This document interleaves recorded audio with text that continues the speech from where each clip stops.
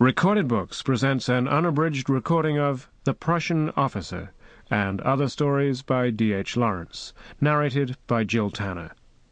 This book, copyrighted 1914, is recorded by permission of the estate of Frida Lawrence Revalli.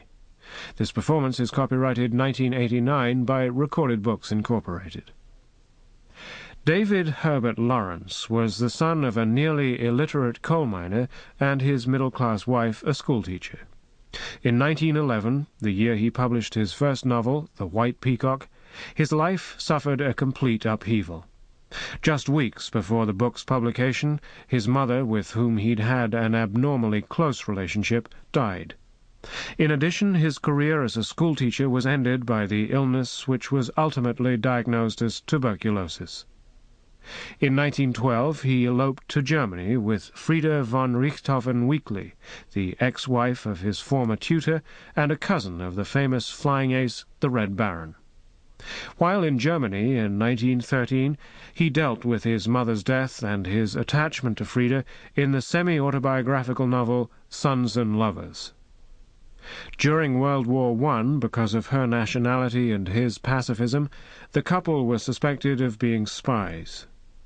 Frieda and D.H. Lawrence were married upon their return to England in 1914, the same year in which he published his first book of stories entitled The Prussian Officer.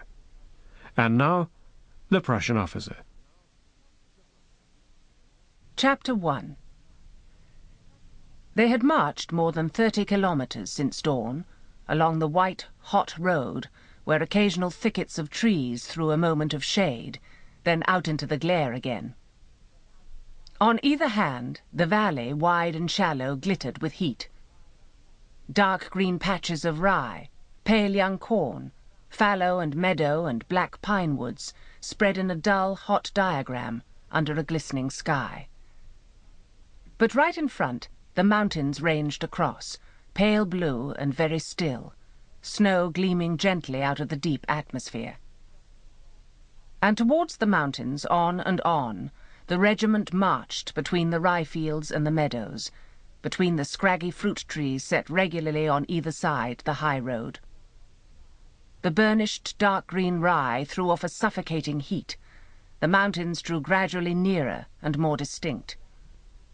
While the feet of the soldiers grew hotter, sweat ran through their hair under their helmets, and their knapsacks could burn no more in contact with their shoulders, but seemed instead to give off a cold, prickly sensation.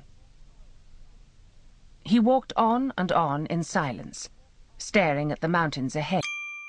Sample complete. Ready to continue?